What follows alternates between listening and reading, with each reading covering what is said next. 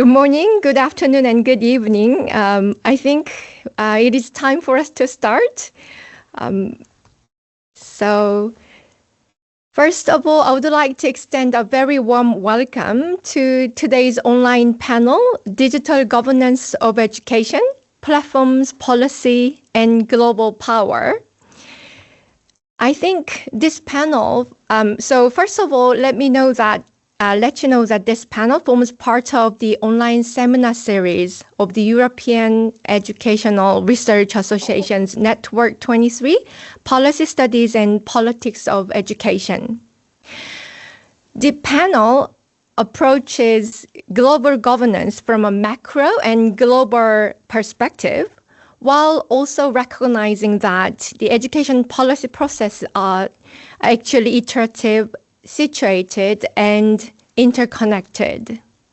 This is a timely moment for us to think about this phenomenon because it is really rapidly expanding, and then also it has significant implications for policy, practice, educational equity, and public education more broadly. And it is also notable that we collectively represent more than 40 countries. So I think we will be able to have this discussion widely relevant. We are very fortunate to be joined by an excellent group of panelists. And I would like to begin by expressing my sincere gratitude to those who agreed to generously share their expertise and experiences. I think we will be able to have a very fruitful discussion. So I think we can start with briefly introducing the contributions. First of all, Dr. Marina Vela will examine the key actors and network involved in digitalization of education and its governance, drawing on the case of Brazil and mapping the roles of very diverse actors involved, including edtech companies, philanthropic organizations, investors, intermediaries, public authorities, and more. Dr. Stephen Lewis had to send apology this morning because there is an urgent matter that he had to address. But his case from Australia concerning Apple Teacher really shows very interesting phenomenon of how educational tech companies are rebranding themselves as educational experts, and for this case as teacher education. And in also how they are carving out their space for them to engage in policy. Then Professor Jenny Ozga will bring a critical perspective on data-driven governance in education, drawing on the case from the UK during the pandemic when the government decided to cancel the high-stake exams, and how this case shows that critical situations sometimes can narrow down the expertise drawn on in policymaking, and how algorithms and then political agenda can misplace the focus of such policy decisions. Professor Hyun-Gu Cho and Professor Paolo Landry, while they are identifying the issues such as political tensions, loss of trust, and technological solutionism, they point at some possible solutions to address the issues raised during this panel. For instance, how to design the platforms to be more conducive to democratic and critical engagement, and then also how going back to commoning or rebuilding and utilizing educational practitioners network could be some answers to the questions raised. I believe that today's discussion will pave the way for utilizing the digitalization as a technology to make the society more democratic and the education more equitable. And to give the outline of the day, After the presentations by the panels, we will move into discussion, drawing on the pre-submitted questions by the participants. Then we will open the floor for questions and comments from participants before bringing the panel to a close. Without further ado, I think we can start with our first speaker, Dr. Avella. So when you are ready, you can start. May I kindly remind the panelists that you can start your sharing 5 minutes first, and so that we have ample time for us to discuss the questions raised by the participants as well. So, Dr. Avella. Hi, good morning, everyone. Thank you so much for having me here. It's such a pleasure. So I'll try to be quick, and I'll certainly be within my 5 minutes. Okay, so as introduced, I want to discuss very briefly the political arena, or the types of actors that are now participating in education governance since the boom in digitalization. And this matters a lot because those are the people that are kind of creating the desirable futures that we have for education. So this is the overview of the actors that I've been mapping and following and trying to identify how they work. So I'll talk about big tech, of course, but also ed tech startups, investors, philanthropy as brokers. And what I'm trying to say here partially is that big tech is essential, but digitalization does not depend on them solely. They're actually part of much larger ecosystems that are localized in countries depending on local dynamics. And such dynamics tend to be very much interdependent. So to understand how digitalization is advancing, I think it's very important that we understand the roles that are played here and how different organizations relate to each other to make this project possible. So when we talk about big tech, of course, we're talking about the famous 5 big companies, although now some people say we should consider others with AI. And I just brought some numbers just to illustrate how much they are really present in Brazil. Those numbers are outdated already because this is moving quickly, but sadly, it is the best report we have from 2022. The Google and Microsoft are basically in the whole country. Google in 27 states, only 2 did not use Google services like cloud and email.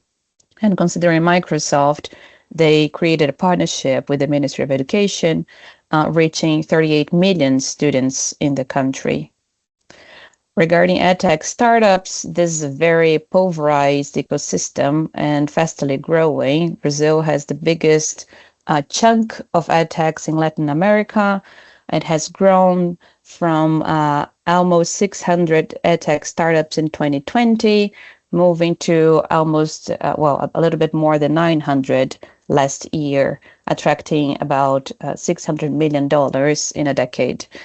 Those are companies that we know they are looking for fast growth, they're looking for measurable impact, and they really take advantage of the Brazilian geographic organization as a federation country. So they have many states and many cities to target to sell their products. Just to give you like visual examples of the kinds of products that are booming in Brazil, and then of course AI becoming a big selling point. All of this allows and attracts new kinds of investors. Until the pandemic, until digitalization became like the biggest agenda in education, we were mostly concerned about philanthropy, and now it's not the case really. Now EdTech attracts large amounts of money from development banks, creating very specific transnational dynamics with IADB, also the World Bank, but also philanthropy moving into for-profit philanthropy, for large impact philanthropy, and all of those dynamics that we were mapping until the pandemic, seeing how philanthropy was growing and how philanthropy was shifting its way of work. But also increasingly, we have venture capital, we have asset managers, and really the for-profit sector that has nothing to do with social impact, seeing education as a market.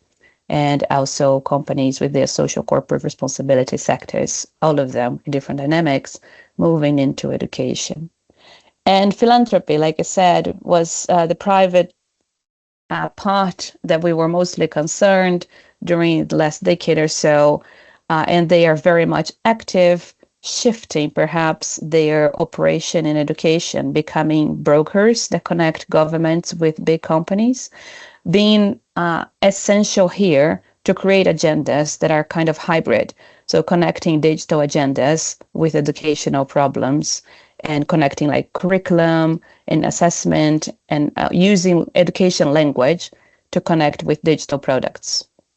So very quick final remarks. We're dealing with a very fragmented arena with interdependent actors, with companies that are searching governments for profit, but governments that are also inviting in those companies. So the digitalization really depends on public-private relationships, continuing commodification, marketization, and financialization. And in the Brazilian case, for sure, lacking public oversight and structured governance. So I'll stop here, 5 minutes on the dot. Thank you very much. Thank you very much, Maria. Yeah, so I think the next person is Jenny. Can you please? Okay, thank you very much. Thank you. It's very nice indeed to keep a connection with Network 23. I don't have slides. I'm just going to talk. I'll try not to talk too quickly. In a way, I'm moving very much closer to a specific event and the workings out of the attempted use of sophisticated statistical techniques to solve political problems. So this is an instance of digital governance. And I think it's an interesting instance because it didn't go quite as policymakers imagined it would. Okay, so I'd like you to take your minds back to a very painful period in March 2020, when the pandemic was just beginning to make itself felt. People were becoming ill and indeed dying in Europe. We didn't know what caused the illness. We didn't have an antidote. It was obviously the beginning of a global health crisis, and it was a really severe crisis. And so in that context of anxiety and panic, the United Kingdom government closed schools in England in mid-March. A couple of days later, the government took the decision to cancel examinations. Now, this is a very, very big deal in England because exams are actually the central focus of English education. It's all about examinations. Examinations are incredibly high stakes. Examinations taken at 16 and then at 18 dictate young people's future prospects, establish which universities are likely to accept them, and it's an extremely competitive, highly marketized situation in which exams essentially construct pedagogy, styles of content, and teachers' work. It's really important to recognize the centrality of examinations. So cancelling them was a huge policy decision. And having done that, there was then a concerted effort to substitute something for examination grades. What would that be? Well, essentially an algorithm had to be developed, had to be modeled using, excuse me, using what information existed in the system about previous performance. Again, it's important to recognize that there wasn't very much of that because the Conservative government in power for 20 years had really ruled out a lot of continuous assessment, formative assessment, teacher assessment. The exam had become the absolute dominant source of evidence. So the minister in charge gave an instruction to the examinations regulator to produce an algorithm, to produce an algorithm, but within a particular political envelope. And that envelope dictated that there was to be no grade inflation. So despite the circumstances of crisis, emergency, and school closure, the policymakers dictated that there was to be no change in the standards being achieved by young people at age 18 sitting A levels. The trajectory was to remain the same. Standards were to be protected. There was to be no grade inflation. So during the months of summer, statisticians worked very, very hard on producing an algorithm that could deal with projected results for 26 million separate pieces of examination data. They achieved this and published the results in August. Those results produced a 36% decline in performance, lower than the predicted grades. There was a particular problem for able young people in poor performing schools who did very badly. For people in schools of social disadvantage, their results were also depressed. And interestingly, private schools with small cohorts where moderation didn't apply did very well. There was a public outcry as a result of this. The press and media treated it as a huge drama. It was all over the news and social media. And as a result, a few days later, politicians backed right down, went back to teacher assessment, centre assessment grades. And as a consequence of pulling away from the algorithm, grade inflation mushroomed, and there was a 10 percentage point increase in high grades. 44% of those sitting the exam got A's at A level. So it was the absolute opposite of the intended policy decision.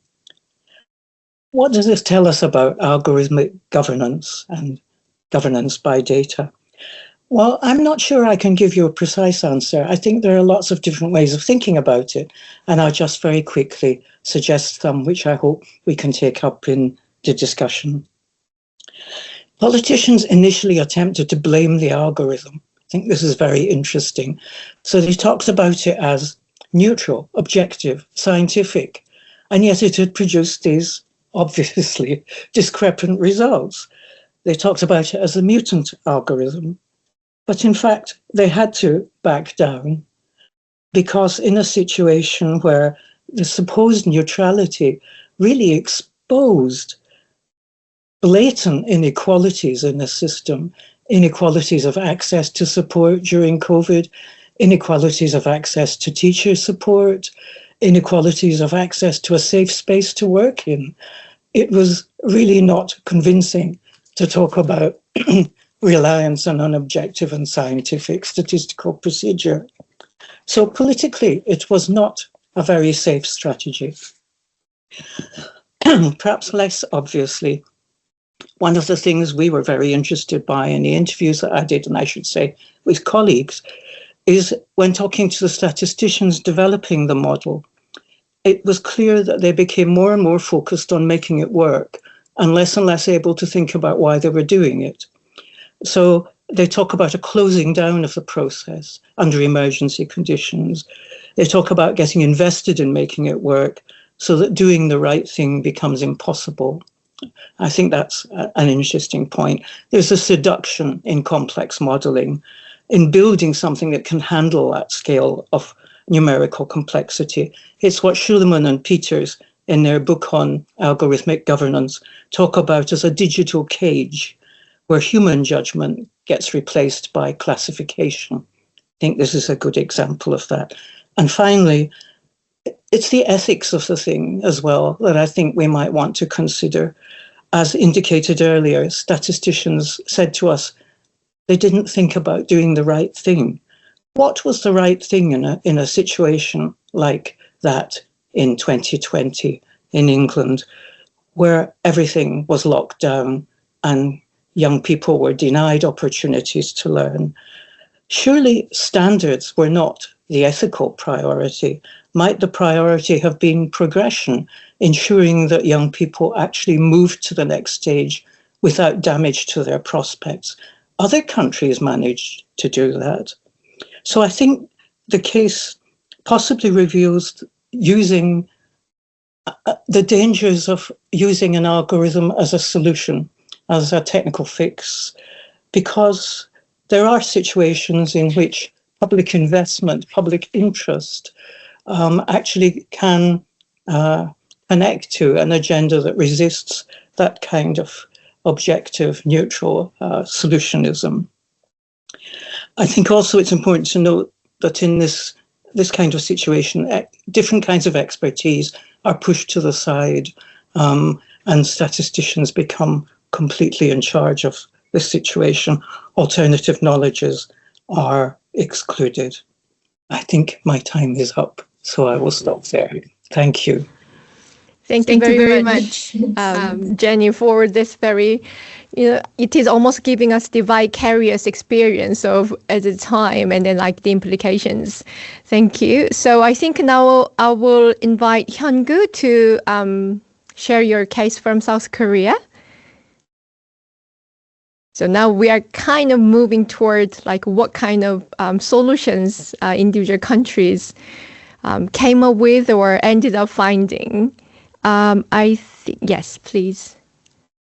My topic today is more technical, I guess. I draw on two recent experiences in South Korea regarding digital governance in schools.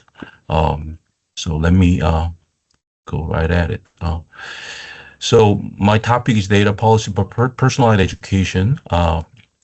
South Korea is currently experiencing two major initiatives in educational e-governance. These cases produce very different public reactions and policy outcomes, showing how policy design shapes the success or failure of digital reform. The first case is the AI Digital Textbook Initiative, or AIDT they call it. The government attempted to introduce algorithmic governance directly into classroom instruction through AI-based digital textbooks. However, the initiative faced strong resistance. More than 90% of teachers opposed the policy, citing privacy concerns, excessive top-down implementation, and most importantly, pedagogical concerns. As a result, the government downgraded the policy from mandatory textbooks to optional educational material. The second case is the ongoing integration of information systems between kindergartens and nurseries under the Early Childhood Education and Care Reform, or ECEC reform, they call it. Unlike AIDT, this initiative received relatively broad support because many stakeholders agreed that the existing dual administrative structure was inefficient. Different ministries were managing the same children through different systems and procedures. So these two cases produced different outcomes because one targeted classroom practice directly, while the other focused mainly on administrative integration.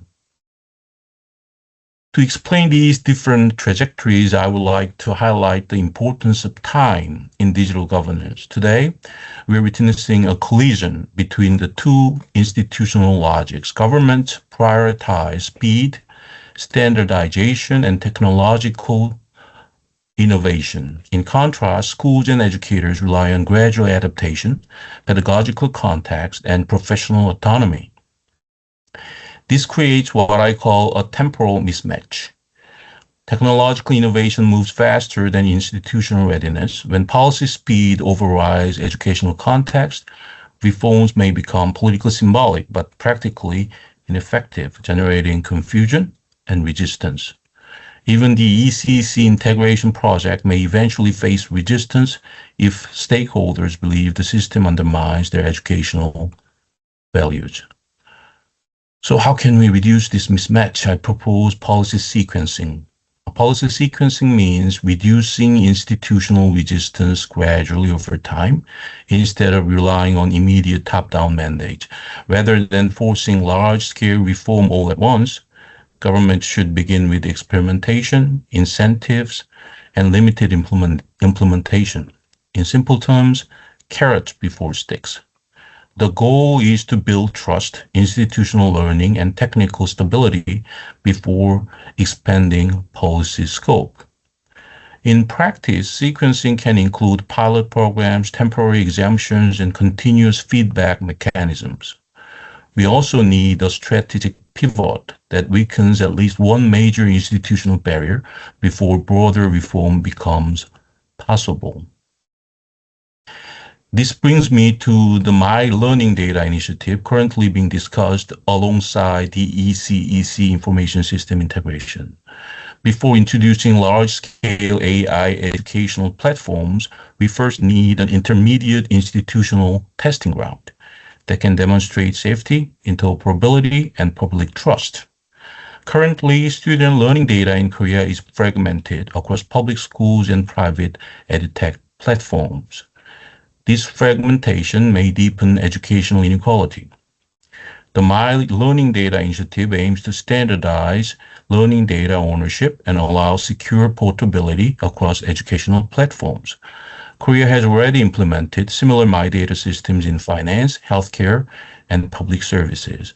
Therefore, I believe My Learning Data can function as a sequencing tool that prepares institutions and stakeholders for future AI-based personalized education. Well, in conclusion, the lesson from the AIDT case, digital textbook case, is clear. Digital educational reform cannot succeed through speed alone. Obviously, by properly sequencing data governance reforms, Korea may be able to build an educational ecosystem based on trust and interoperability, and hopefully personalized learning going forward. That's all I have. Thank you for your attention. Thank you very much. I think it is very meaningful to hear from Professor Cho because he is in the center of those three reforms. So now we will move to the final panelist, Paulo. The floor is yours. Hello, thank you very much. I hope that you can see my slides at the moment. So let me just thank you for the invitation to Network 23 for organizing this interesting meeting. And so I will just to give some information about, the situation in Italy, about, the ongoing process of digital governance of education. What I will rely firstly on a publication that appeared recently on Oxford Review of Education in a very nice special issue. I know that also the Jenny Ozga article was included in this very interesting collection of contribution on this topic. And so I will just remind that, Italy, like England, was very much affected by the pandemic crisis, and Italy in particular was heavily affected by the school closures. It was the country that where the school was closed for 341 days. And so I think that probably only England was, the second one in this sad, list of the school closures all over the world. And so basically in that time of the pandemic, there was clearly a situation of digital acceleration through the pandemics. And so here in that article, I basically summarize the temporal development of the implementation of the measure for the social containment that, reveal the clear digital expansions and of the digital education. And so I basically pick up these two categories of wicked and tame issue. So it's basically during the pandemic, at least in Italy, the digital education was considered as tame issues. Tame issue is clearly issues that can be domesticated when there is a clear technical fix, when there is a logical solution at the end, and when there is a clear just a problem of efficiency of implementation. While on the contrary, wicked issues are quite complex. They involve the conflicts, and in order to face with these problems, you have to involve the many people, because it's a matter of a democracy and not just an application of a standard procedure. So basically, this is what happened in Italy, where the digital education was considered a tame issue, something that could be easily implemented, while we know, after all, it is not the case. But, in this presentation today, I will just give you some information about the digital governance of education in Italy in post-pandemics, that while, in the first publication was quite clear, at the moment is not clear anymore, because nowadays we are experimenting a situation of a scenario with many contradictions. First of all, we had recently the banning of mobile phone since September 1, 2025. The total ban has been in effect on using smartphones, smartwatches, and phone and other personal electronic device during lesson hours, and more generally during school hours across all schools at every level. This measure was promoted by the ministry in order to, improve concentration, social relation, and so far and so on.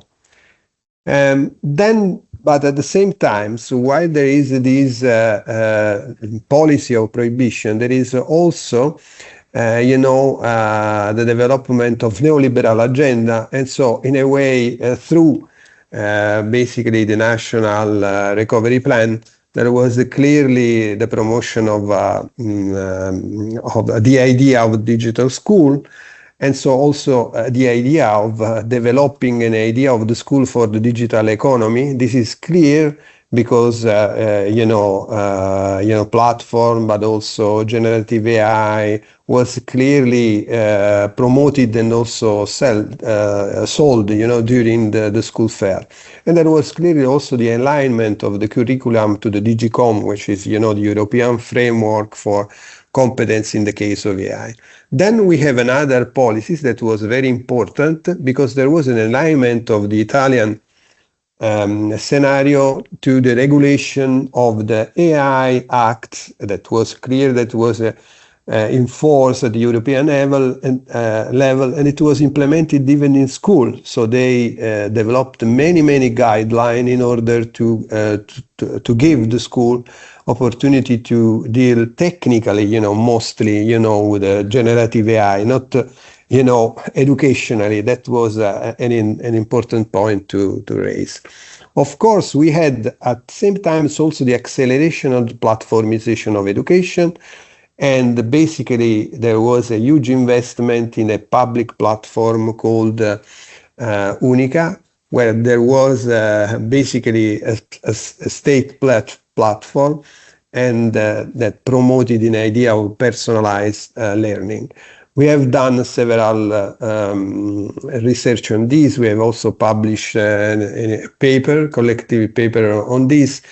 And the idea was that there was here a sort of contradiction, because at the same time there was the classical standardized agenda at state level, but at the same time there is also, this was the platform was also a way to convey, the neoliberal agenda, in the sense that there was an idea of the profile of the students, like,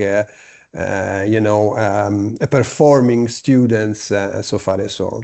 Then we have also several interesting initiatives, I would say quite minoritarian in some way, like some attempts to regulating bottom up. There was these interesting initiatives of the Patti Digitali, digital pacts in Milano, that was basically some community agreements promoted by some philanthropies, and also by the University of Milano Bicocca. They established a shared rule between parents and schools regarding responsible smartphone and technology use among minors.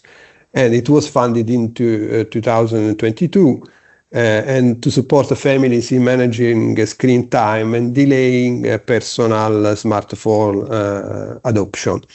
This resulted in the Milano recommendation, and so there was a sort of 10-point and guide to integrate digital education directly into school. And the movement connects over 180 groups across Italy with a strong hub in Milano and also in the Lombardy. Finally, there was a minor initiatives, but also quite interesting in the way there was some attempts to technological reappropriation. And here there was a very important initiatives in the Tirolo, which is, an independent place in the north of Italy, called FUS. And this is interesting because there was a way of using open education especially for the managerial aspect of school. That was quite interesting. It was a sort of portal for open software in the school of the province of Bolzano. Then we have some more bottom-up and commoning initiatives in the sense that the digital becomes something that can be put in common. And so we have this festival of Reclaim the Tech and also some experience of open education in Italia that are quite a form of activism. The final, my conclusion to this in this presentation. So we can see in some way that the digital governance of education can be considered as a tame issue.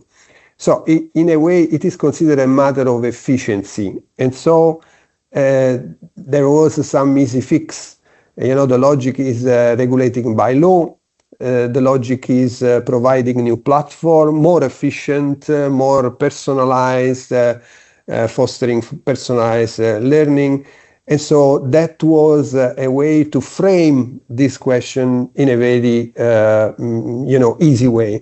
But there is also an alternative in a way. If you consider digital governance, and this is my opinion, as a weak issue, so in a way we should put on the floor a different logic. And so in some way you have to promote bottom-up regulation in the logic of the pacts, self-regulation and also negotiation.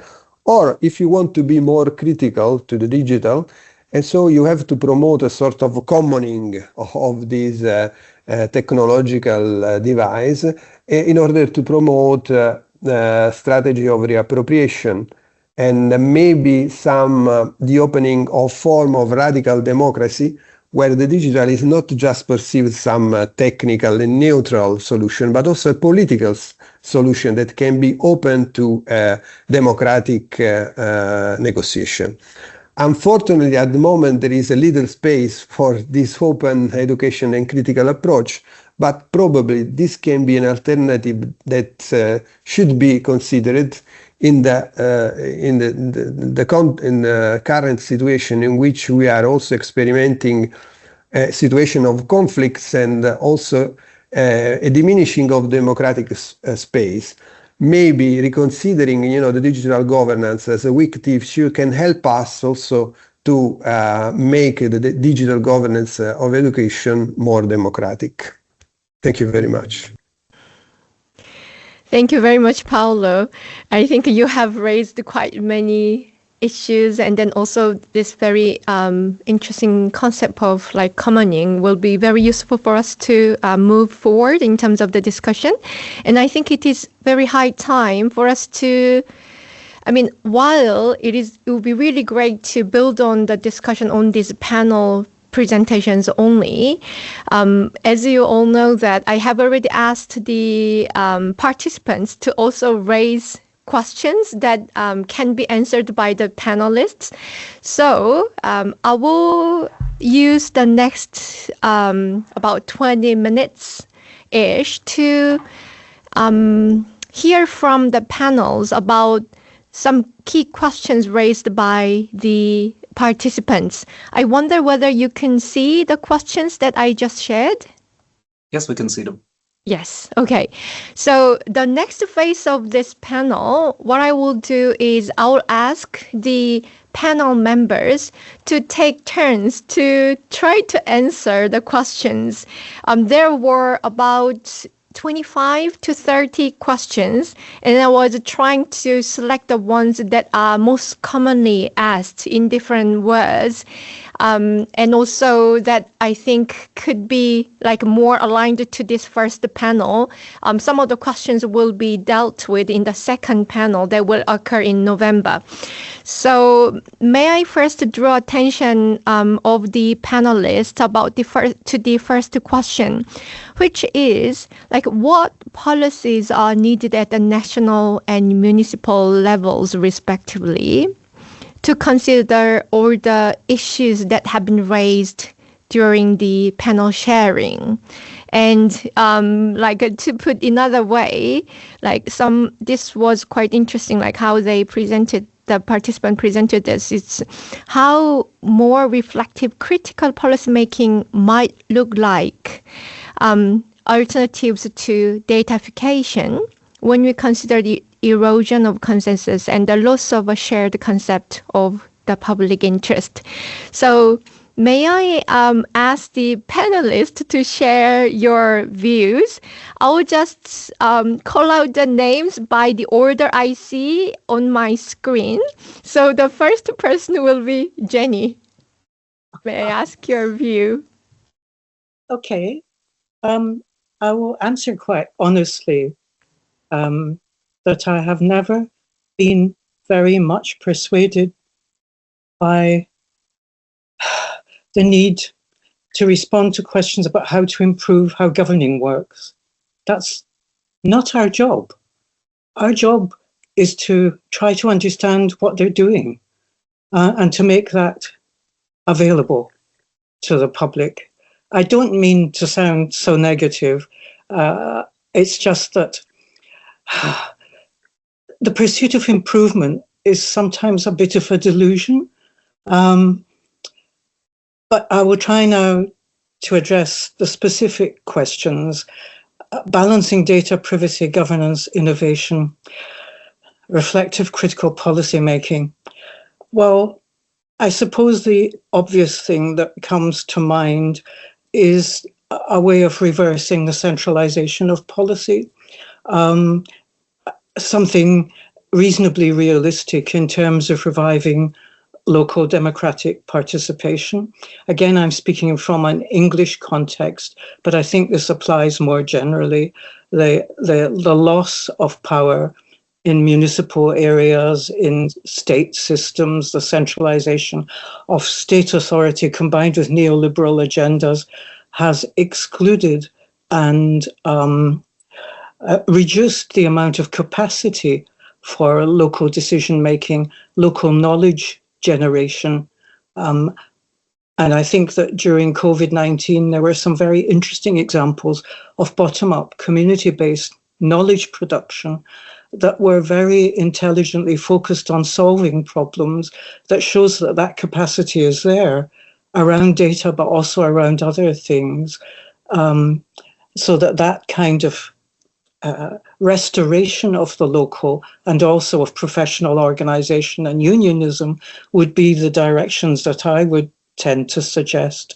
So they do seem, as I'm saying them, to be somewhat romantic and also rather backward looking.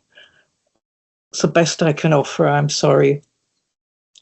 I think it kind of aligns with the suggestions previously made by also Paolo and Hyung-gu probably. Thank you very much. And Paolo? Oh, yes, I agree absolutely with Jenny. I can also consider myself into the romantic pole, in some way. But seriously, just to give some possible answer to this question, I think that, of course, we need to make more space for, the local or self-governing, of the local level. But at the same time, I think that a problem like the digital governance need to involve necessarily also the global level. This is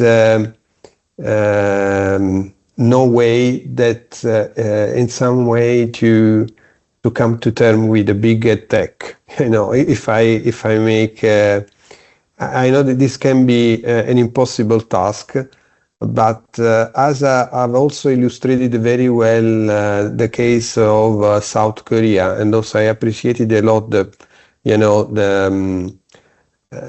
question of the time, of the temporal dimension of the policy. I think it's very, very important, in the sense that clearly EdTech and, the big capitalism has a speed, and also the government, that is completely different from the educational time that is usually slow. So in a way, we need a strategy to make this time interconnected in some way in order to prevent imbalances, and also tragic imbalances. But maybe I can follow on the answer maybe when we will pick the question 3, which is about artificial intelligence, because that will be quite critical in the next development of the governance of education globally. Mm-hmm. Thank you very much.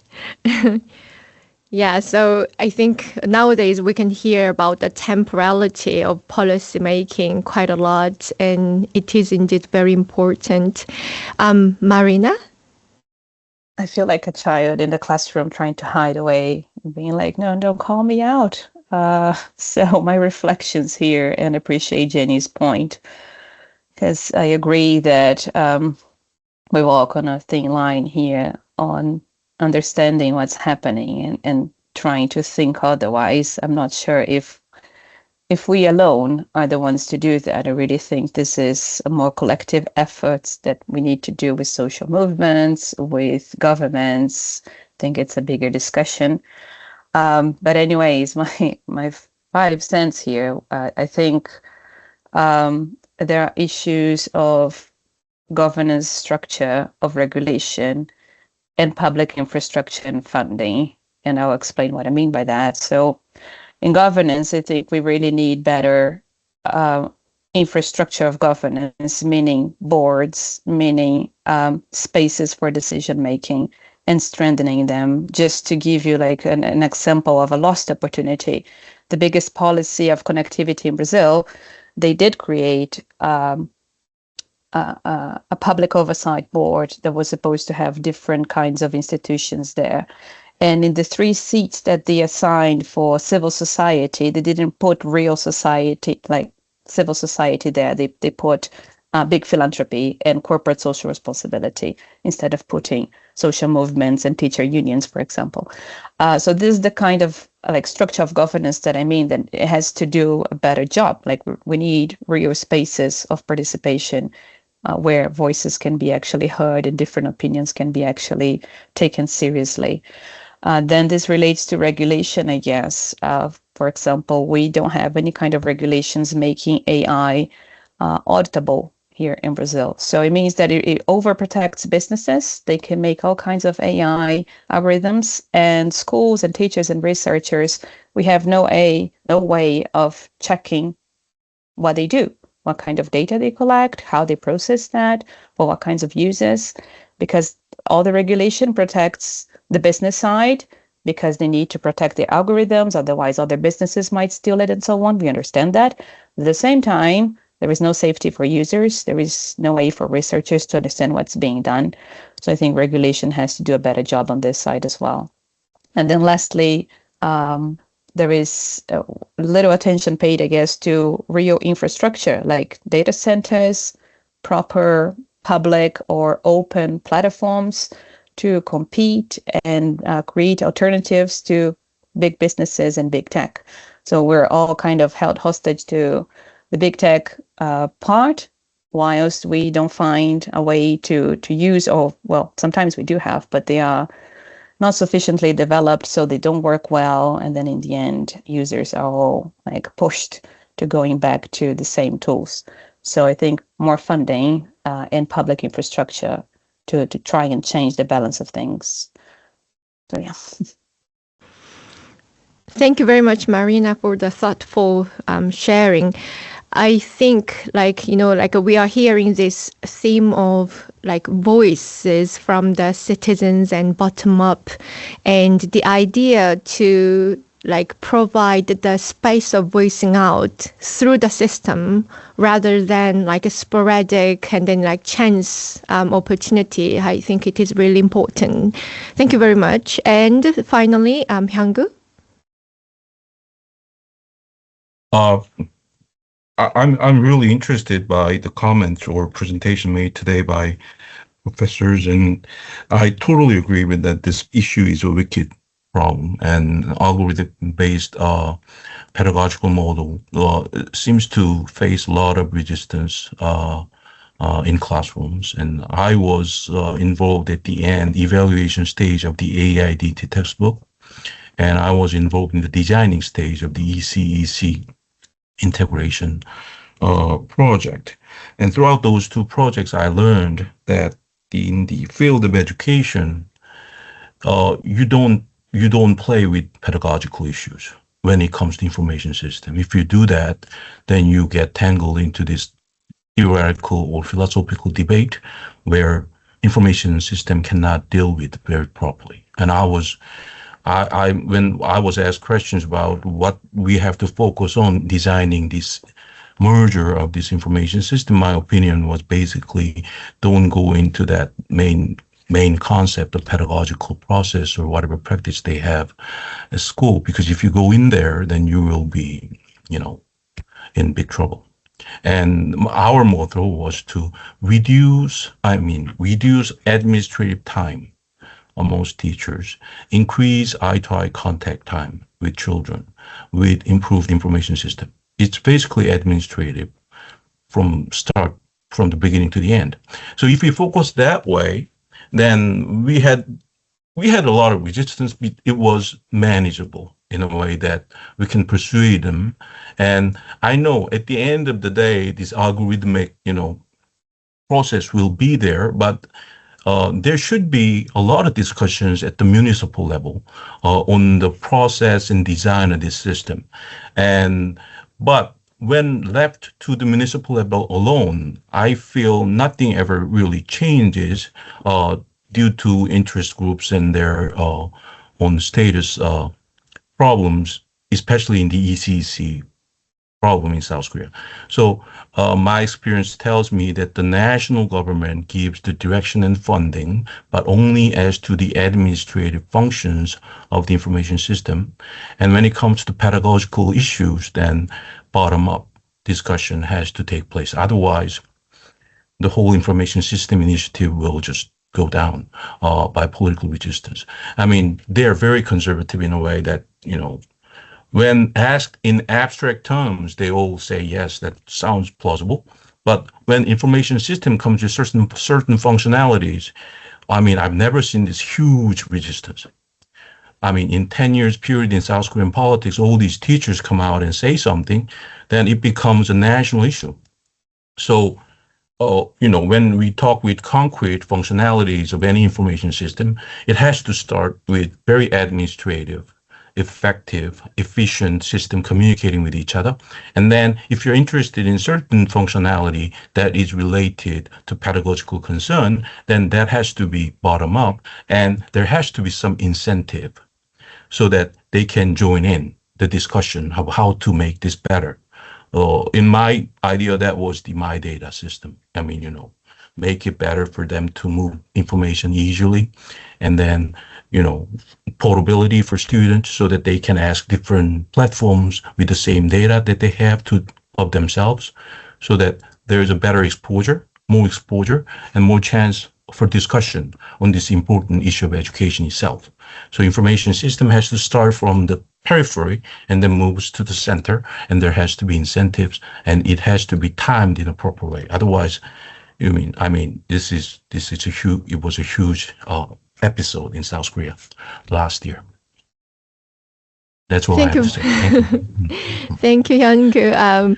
I think he really pointed out the political nature of these digital governance, when they are being integrated. I myself am an advisor for the early childhood education platform development, and I really could see the people from very diverse sectors, how they have very different positions, and then while they know that the quality or definition of ideal education, where we want to go in terms of education, while people are all talking about it, then after all, because it really generates national debates, the project itself can just, get capsized and, doesn't really work, like for the first case of digital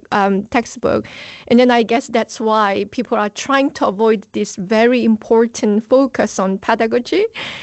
And, but still, once the platform is developed, it already makes, shapes pedagogy, professional work, everything. So I guess the people who are interested in giving the right education, providing the right education, should really try to voice out their concerns when the platform is being developed.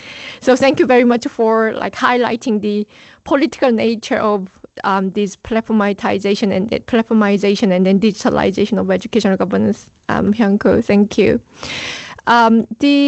So I'm aware of the time, so I don't think we can discuss all of the questions that were raised. I'll choose just one question. I think the repeated theme across the questions were also, how could we keep democracy and educational equity considering what platformization does? So very briefly, panel members, could you please share your views? Maybe this time we will go the other way around. Hyun-Koo first, and then Marina, Paolo, and Jenny, please. Can you hear me now? Yes.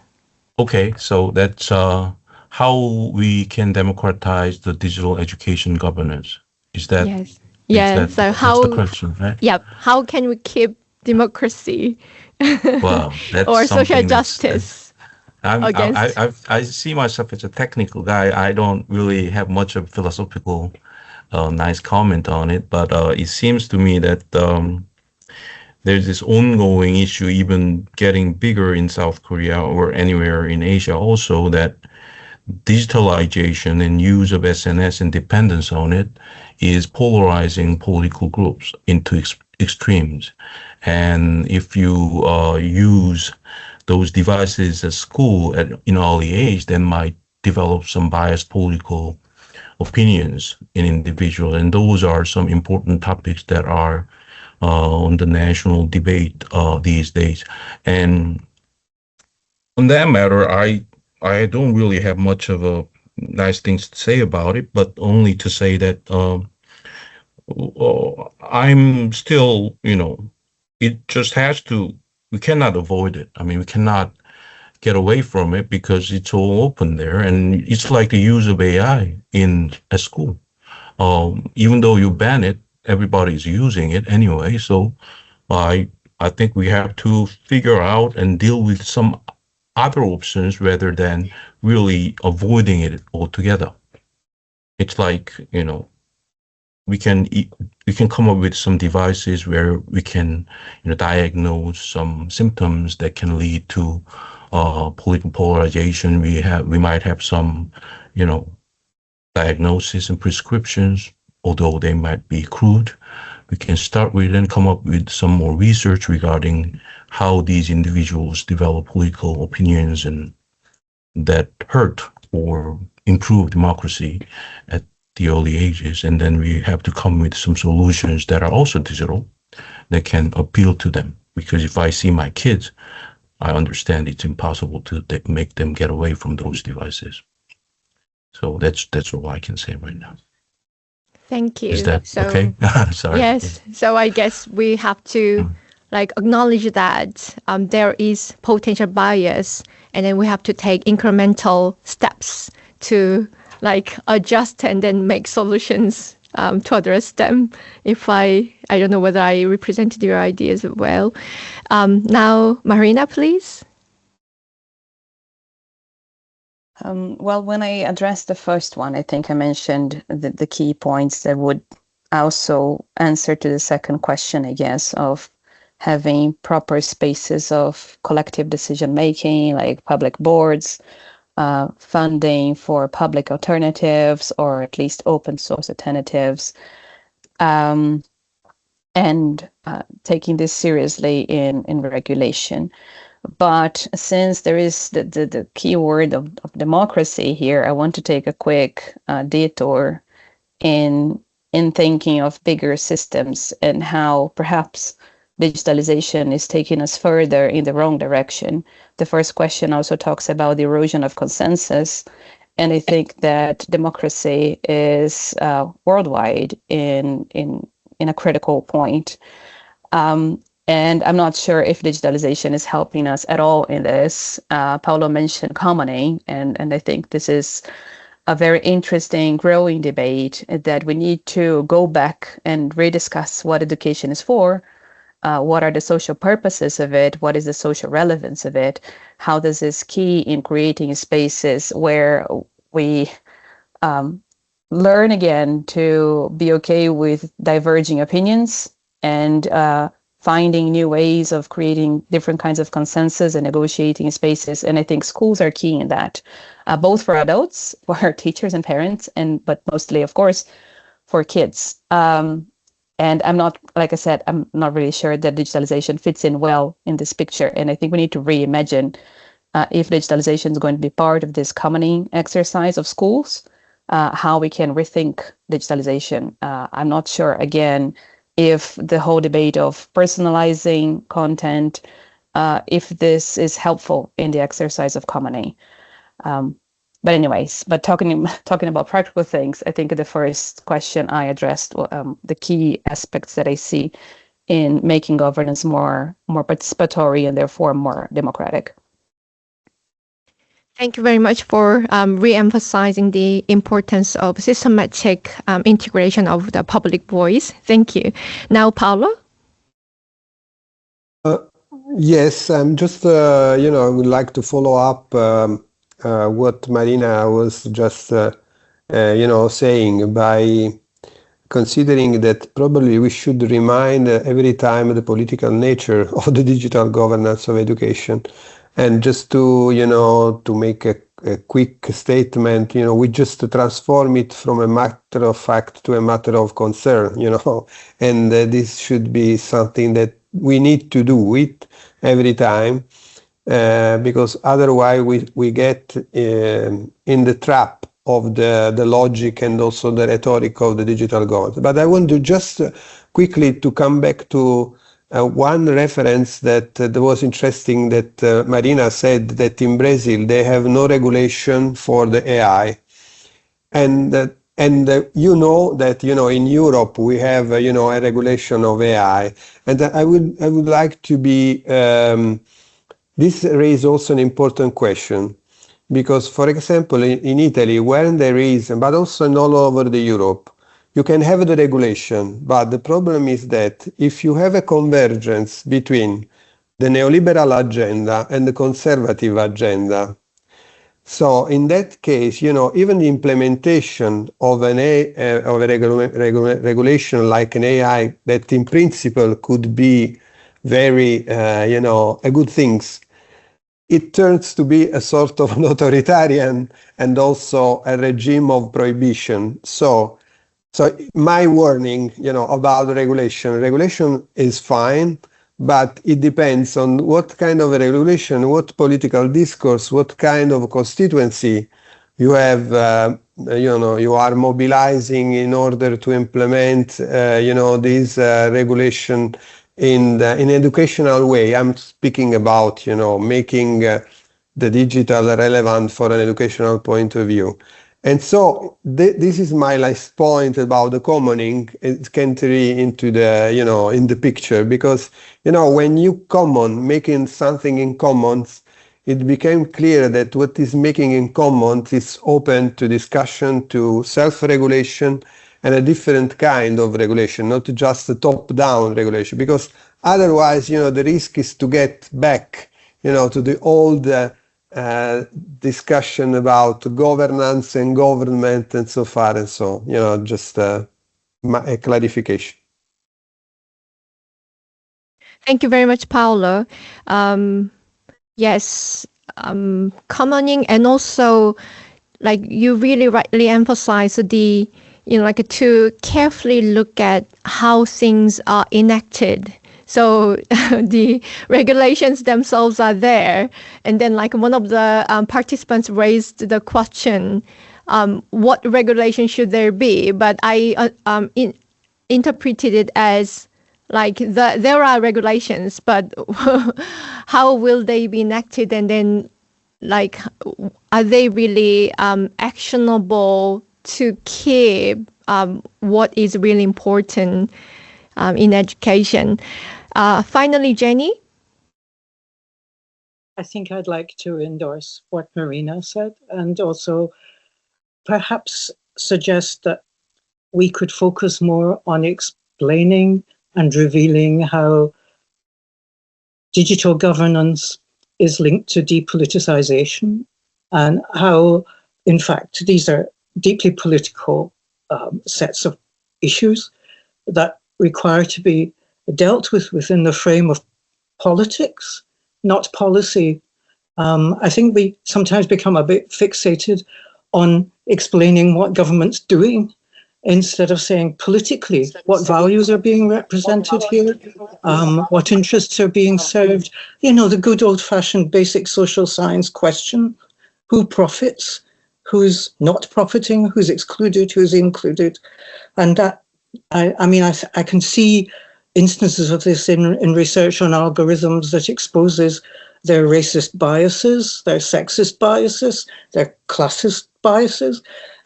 We need to do more. And so perhaps I could relate this to the fourth question about future research directions. We are researchers. Perhaps we've not been particularly good at illuminating what's going on in terms of technology, digitization, and depoliticization. Perhaps we could do rather more of this. Perhaps we could, although I know how difficult it is, get beyond the kind of data dream that's promulgated by governing interests to say, well, what actually happens when functionality meets particular interests? Who wins that struggle? How are compromises achieved? I suppose I'm saying we need to do more work on precisely what is going on when technology meets human interest and how that plays out. It doesn't necessarily, it's not always a black book. You can get access, you can find people, you can explore these interests, but with the purpose, I think, of revealing behind the kind of curtain of neutrality, objectivity, and scientific work, progress, all the stuff that's associated with digital governance, the politics of that play out there. Okay. Thank you very much, Jenny. I think both Paolo and Jenny, you are pointing out the politicality, or like that is masked, and then the interests that are prioritized, and then those are silenced. We really, as researchers, have to watch out what is going on, and then raise the awareness of those people who has the power to set the platforms, design, implementation of the policies, etc., through the mediation of government digital space. I think now, the time is really flying, and we have about 15 minutes or less than that left. I would like to end get the questions from the floor at this point. We had very rich discussion till now, and I would like to hear the voices from the participants on site. So the first question raised by Kathleen Lynch is she's asking, so you're broadly talking about educational a field, but she thinks that the strategies should be very specific, and then they will differ across the sectors like schools, universities, or is it concerning assessment or any other aspect? I wonder whether any of the panel member has any view about the question. You can see the meeting chat. It is so true that while we can talk about a general direction, the devils are in the details. So I think we really need to figure things out.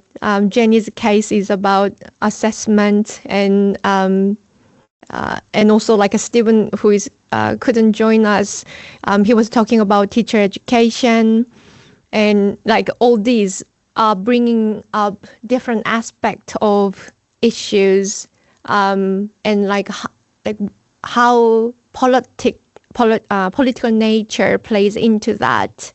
Yes, Paolo, please. I think this question, basically, what I was referring to in the case of Italy was basically the school system, the educational school system. So basically, this is what was my case is about.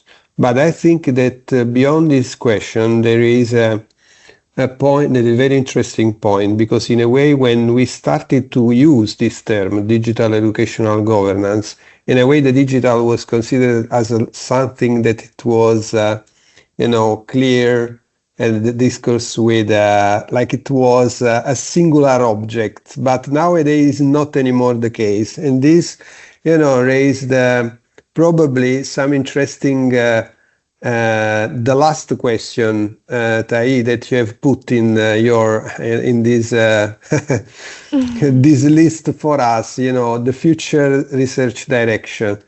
Maybe, in the next future, we should remind ourselves as a scholar, interested in this kind of phenomenon, that maybe it is the time to look into the detail, into exactly what we are talking about when we are using the term the digital and digital technology, because it is clear with the advent of the generative AI that we are not anymore talking about a singular technologies, but we are talking about many, many layers and infrastructure and digital devices that can have different name. When you use the term digital now, it does not mean anything anymore like it was in the past. So probably in the next future we should be more clear about the kind of topic and also the theme you are talking about when we're referring to the governance and education. And just to to rephrase an old Jenny article, when she says, putting, the leadership, I probably it was at that time out of pedestal, probably we should put, the digital out of the governance of education literature, in the sense that probably in the opening again the floor and our attention to the governance of education as such, we should find, also a better way to not be any more entrapped in the digital cage.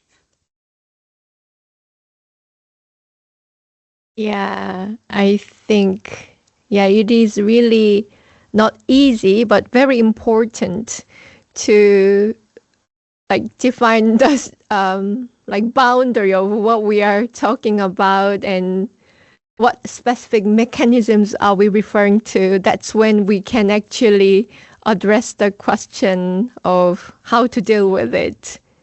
Any other views from the panelists?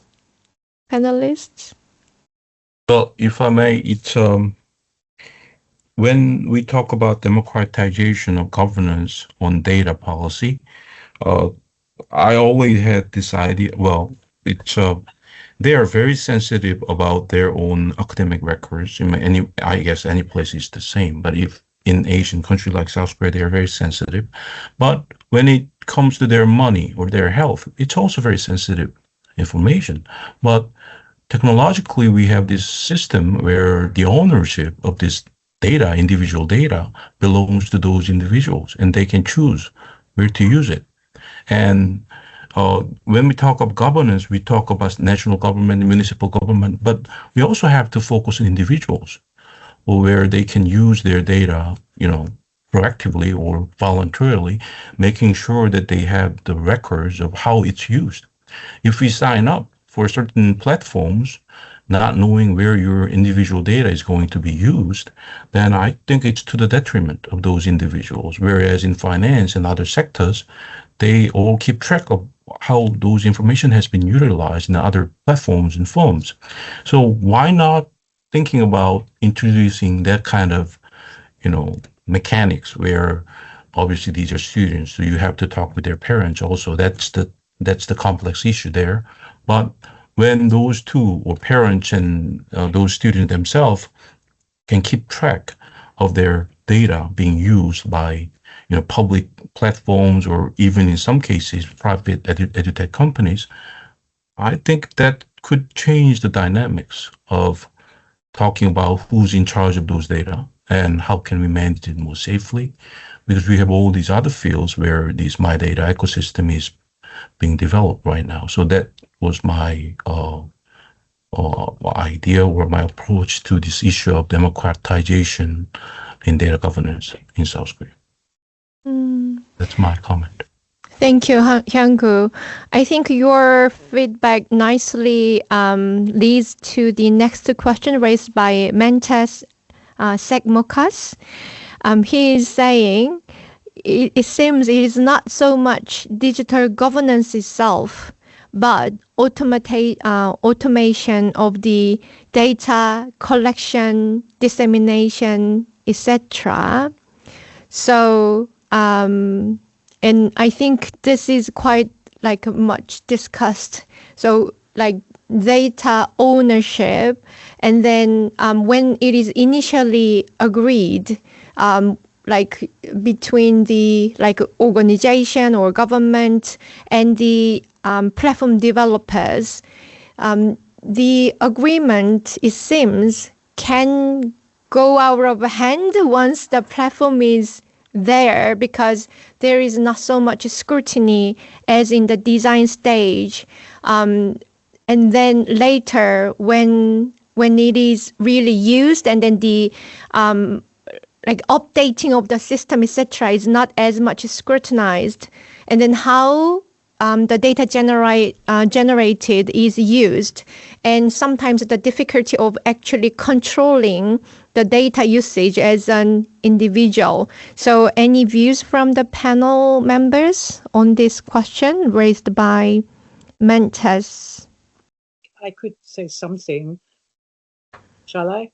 Yeah, please. I'm not sure it entirely directly addresses the question, but I think there's an issue about who owns data, who controls data, who has access, which was interesting in relation to the case I discussed of examinations, because just to illustrate the problem rather than answer the question, when the algorithm was being designed, the United Kingdom's Royal Society offered its assistance in the development of the model.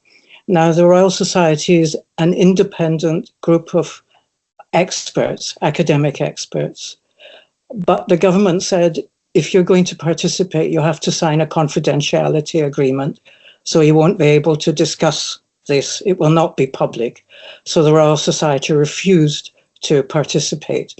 And I think there's interesting issues there about whether independent organizations of experts, I mean really independent academic experts, can get access to data and try to build a stronger public understanding of what's being done with these data, because that's seems to me one of the big elements that's missing in these discussions. A lot of it's protected by confidentiality agreements. It's got a firewall around it. Researchers can't access it. So we don't know then what is being done with it. And I'm sorry, I'm just illuminating the problem rather than answering the question, but it is a very interesting area for further work. Yes, I really totally agree, Jenny, with your view, because that was the case for digital textbook in South Korea. So because it was so the interest of the developers was so prioritized that the teachers didn't even have an access to the textbook that they were supposed to use in a few months away. So, and I think this issue was also highlighted by Marina as well. Any other view on this matter? So just quick remarks trying to contribute to this ongoing, very interesting discussion. I think that, kind of connecting this last question with the one before, what we mean by governance and digital governance, I do think it's more than data. I think we're talking about how systems operate. So who has a say in it, who doesn't, what kinds of interests are respected and enacted and whose are not. Like Jenny was saying, basic questions of who wins and who loses in the current context. So I think it goes beyond data. It goes beyond policy and regulation, although it includes all of that. And then connecting to the comment there that educationalists have little control over it, I think that is precisely what pushes education experts away from this when we actually need more and more education experts to take a look into this. Because I think the digitalization has huge implications for all of our fields, like teacher training, curriculum, assessment, financing. And I think we need everyone to come together, because using Paulo's term, it is a wicked issue. It won't be just one single point of view that will cut it. I think we need a lot of people taking a look and discussing this so we can better understand what are the implications and how this is shifting entire systems, and therefore why we're calling it governance. And then just taking a quick stab at the final question of future research direction. I'd like to echo Brenner and Theodore from geography, where they started talking about actually existing neoliberalism. And I think we're at the point that we need to move into actually existing digitalization. Because as Paulo was saying, this is already variegated. I think this is very dependent on context, on the political economy of different places. But this is playing out very differently in different circumstances. And I think we need to move further into understanding what is actually existing and discuss alternatives. Thank you, Marina. I think Ian Hardy's comment in the chat is very interesting, an interesting note to finish this discussion. So, we have to engage with the appropriation process of the data generated. And as Marina, you suggested, we have to really watch out what is happening, and we have to, as researchers, voice out our concerns as part of changing what is happening if we do not really critically engage with that. I really can see that there are lots of interesting comments coming in, and then there are also other 20 questions left that were submitted by the participants. But I think we have to stop here, because I would like to do two things before we finish. The first is I would like to draw your attention to the second panel that will happen in November. So let me, I don't know whether you are seeing these slides right now about the second panel. Are you? So I will reshare the Okay, so the next panel. So today we were talking about this digitalization of educational governance from the macro and global perspective. But there is the second panel, which is looking into how it plays out at the ground level in schools and higher education and elsewhere. So I would like to invite you all to this, and then I gave you this sign up QR code, so you can already sign up, while the lead of this network 23 is closing this event. Could I ask you, Xavier, to close the session? Well, thank you. Basically, I can only say thank you for this interesting panel and all the presentations and questions. It has been really amazing. I'm really happy to realize how much political analysis and the politics of education can inform current research. Thank you.